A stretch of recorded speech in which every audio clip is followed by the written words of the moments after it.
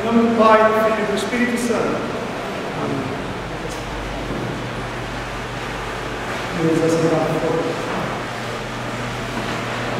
Jerusalém, Jerusalém, que matas os profetas. Esse trecho do Evangelho de hoje soa como um desabafo de nosso Senhor Jesus Cristo. E nós, na vida, nós desabafamos quando nós estamos sobrecarregados. Jesus estava sobrecarregado naquele momento. Jerusalém é a cidade que, teoricamente, habitam os descendentes de Abraão, como nós lemos hoje no Escritura. E devo dizer, descendentes de Abraão, de Isaac e Ismael. Terra considerada santa, terra cheia de contradições, terra em que aqueles que falam a verdade são silenciados, onde vozes dissonantes são aniquiladas por homens bombas do lado dos ismaelitas ou mísseis do lado israelense. Chama-me a atenção na leitura do Evangelho quando Herodes é chamado de raposa por Jesus. Em várias culturas, a raposa, que particularmente eu acho um animal muito fofinho, é associado à astúcia. A raposa representa Loki na cultura germânica e nórdica, que é o deus enganador.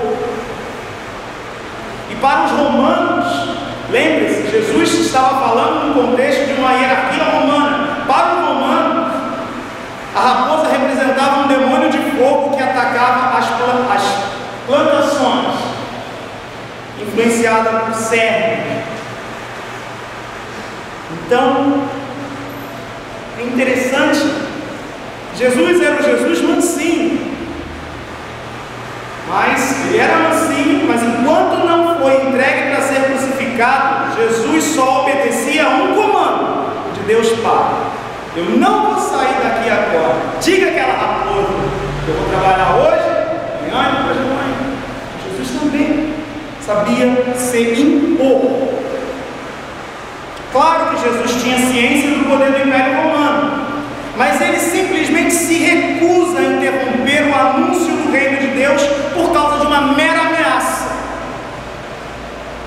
Particularmente, eu não gosto de trabalhar com textos sagrados na perspectiva do julgamento moral e, com isso, transformar a Bíblia num instrumento de divisão entre as pessoas. Mas é impossível não ressaltar as palavras de exortação de Jesus, que afirmam que o fato de dizer Senhor, Senhor, não garante a entrada de ninguém no reino dos céus. Aqueles que praticam a injustiça se tornam inimigos do projeto de Deus e por isso se tornam automaticamente excluídos do reino. O discurso inflamado de Jesus já revela que o fim de seu ministério terreno estava próximo. Ele mesmo disse que não seria conveniente que um profeta morresse fora de Jerusalém. Quando ele disse isso, ele já sentia que ele já tinha passado dos limites. Mas esse espírito resoluto e incansável que sente as dificuldades da caminhada, nem por isso recua. Aquele vigor que faz com que nos coloquemos de pé, com que todos nós, trabalhadores, nós somos uma paróquia de classe trabalhadora aqui do meio, a classe média achatada, a classe média que está lutando para poder se manter. Somos todos trabalhadores aqui. Aquele vigor que faz com que a gente se coloque de pé de manhã e faz aquilo que precisa ser feito, sabe? Aquele idealismo que leva as pessoas a entregarem até mesmo suas vidas. Jesus, nesse sentido, é meu exemplo de coragem e resistência pacífica, porque ele não se calou e ao mesmo tempo não precisou usar violência em momento algum, exceto com aqueles que estavam fazendo comércio no tempo. Aí tem que dar umas pancadas, gente. Hoje vemos que Jesus teve dificuldades ao anunciar o reino de Deus, pois a cada vez que ele pregava, ele não estava ali próprias vidas, como muitos pregadores, fazem por aí. Jesus desafiava a morte a cada vez da sua boca saíam verdades dolorosas, mas que precisavam ser ditas. Você não ia ver nunca um sermão de Jesus em que todo mundo saísse rindo, feliz da vida, não. Jesus ia tocar na ferida. Infelizmente, o ministério profético, na atualidade, se resume a um punhado de crentes videntes. E o verdadeiro sentido do profetismo se dissolveu com a covardia da igreja.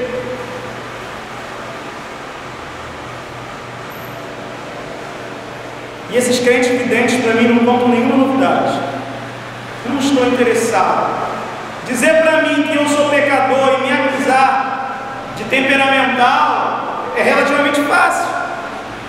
Mas participar de protestos, caminhar com aqueles que são excluídos da sociedade, denunciar o mal em todas as suas formas, falar a verdade, mesmo que isso lhe custe caro, esta espécie de profeta anda em grave ameaça de extinção. Eu não vejo muitos. Ao mesmo tempo, nós vemos grupos cristãos se aliarem a pessoas comprometidas com o poder e com a corrupção para manter-se na hegemonia, para manter-se em seu poder. A minha palavra a vocês, queridos paroquianos, é que Jesus mesmo em Jerusalém, fazendo o bem, passou por dificuldades tremendas, sabiam? Passou por dificuldades sociais, Jesus passou por dificuldades financeiras, ameaças de morte. Por que nós murmuramos tanto quando passamos por dificuldades? Quem nós pensamos que somos?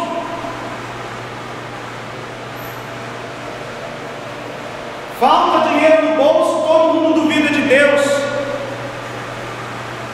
Aí começa a procurar atrás de santos milagreiros, falsos profetas.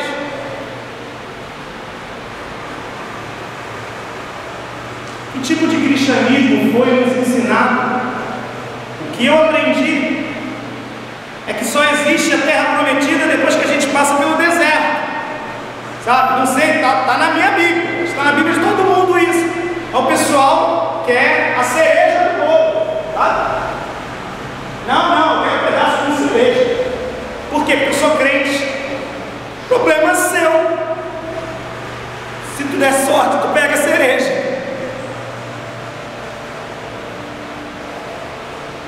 Terra prometida só acontece depois que a gente passa pelo deserto. Quando vocês chegarem na terra que mana leite e mel, surpresa, vocês ainda vão ter que conquistá-la. Lembram na Bíblia? Eles chegaram lá, estava tudo pronto, manando leitinho, melzinho, tá? Não, tinha um monte de gente lá já. Depois de caminhar no deserto, ainda teve que estar pronto para lutar. Por que nossa vida vai ser diferente? Esse não é um livro a qual a gente baseia a nossa existência, não diz que é regra de nossa fé e prática, não decora de brigar nas escolas dizendo que tem que ser ensinado Gênesis. Por que a gente esquece do Êxodo, né? A gente tem uma memória seletiva muito pecaminosa mesmo, muito diabólica, no sentido bem etimológico da palavra. O fracasso é a mãe de todos os sucessos. Não tenha medo de errar, não tenha medo de pensar naquilo que precisa ser pensado, não tenha medo de dizer aquilo que precisa ser dito, e não tenha medo de fazer aquilo que precisa ser feito. Se vocês pecarem, pelo menos não pequem por omissão, não pequem por preguiça. Façam, sejamos proativos. Podemos até estar no deserto, mas hoje em dia a gente tem GPS, gente. A gente sai disso. A gente acha a Terra Santa rapidinho, e a gente acha o nosso lugar de descanso se agirmos em equipe, trabalharmos unidos, tranquilos. Nenhuma dificuldade é grande demais quando há um grupo de pessoas como vocês reunidos. A força que vocês têm é muito grande. Sejamos pacientes ao enfrentar os desafios que esse ano nos reserva. Ele nos reservará muitos desafios. Queremos música na igreja, queremos beleza na igreja, queremos diversidade na igreja, queremos gente, queremos que as pessoas entendam que elas já são da igreja porque elas são da igreja, como nós falamos no Escola Bíblica, que elas estão vindo apenas ao templo para encontrar com seus vizinhos, para encontrar com pessoas com as quais elas se importam, ou pelo menos deveriam aprender a se importar, para se encontrar com o diverso, com o novo, e aprender com ele ao invés de criticar. Celebremos hoje o dom da vida, se renova mais uma vez, graças a Deus, mais um ano que eu dou graças a Deus pelo aniversário. A ideia era assim, juntinhos, mais uma vez, mesmo mês, nossas queridas irmãs, que embora tenham vivido um bocado, não deixaram o primeiro amor, que é Cristo. Porque ideia especial batizada nessa paróquia, mantém-se aqui firme, como um sinal da misericórdia de Deus, e que esse lugar pode continuar formando pessoas de valor. 92 anos, e 93 chegou a Araci. Estamos bem. Eu só quero uns 70, já tá bom. Não, nós não temos nas mãos o amanhã. E não podemos viver o ontem novamente. Eu vou dizer uma coisa para vocês, para quem gosta de nostalgia. Na maioria das vezes a gente fica pensando, puxa, naquela época não era tão legal eu falar com tal pessoa. Experimenta encontrar com alguns amigos do passado para ver se você tem alguma coisa em comum com eles hoje em dia. Às vezes as coisas do passado eram boas no passado. Elas não são boas mais. Deixe de ser saudosista, povos. Vamos para frente. Se a gente pegar tudo que tinha no passado e colocar agora, de repente ele funciona mais, sabe? Eu já fiz essa experiência antropológica e social comigo. Me encontrei com alguns amigos que não via por 20 anos. Foi horrível. E eu adorava todos eles, sabe? Mas eu adorava. Aquele Eduardo eu adorava. Hoje eu não consigo bater papo 10 minutos com ele, mas meu Deus, me tirem daqui, aconteça alguma coisa, eu preciso receber uma ligação. Não sejam saudosistas, uma armadilha boba da mente. Boba. Só leva a depressão. Sejamos cada vez mais eficientes no tempo presente, então. Eficientes no tempo presente, aqui na vida agora. O reino de Deus começa aqui agora. O céu começa aqui na terra. Sabe? Nada de pensar em céu como uma coisa que vai acontecer depois. Tem que ser aqui. O Meyer tem que ser o nosso céu. Essa casa de oração tem que ser um pedaço do nosso céu. A nossa vida, as nossas palavras, o nosso testemunho, a nossa acolhida. Nossas palavras devem representar o Deus que servimos. Sejamos imitadores de São Paulo, como ele mesmo disse, mas também de São Bento, de São Francisco de Assis, ou outras pessoas que inspiram a sua fé. Olhem para Deus, mas olhem também para os seus santos, porque seus santos são pessoas como vocês, que viveram a fé em Cristo e deram um bom exemplo e testemunho para que mostraram que é possível ser santo, viver uma vida diferenciada.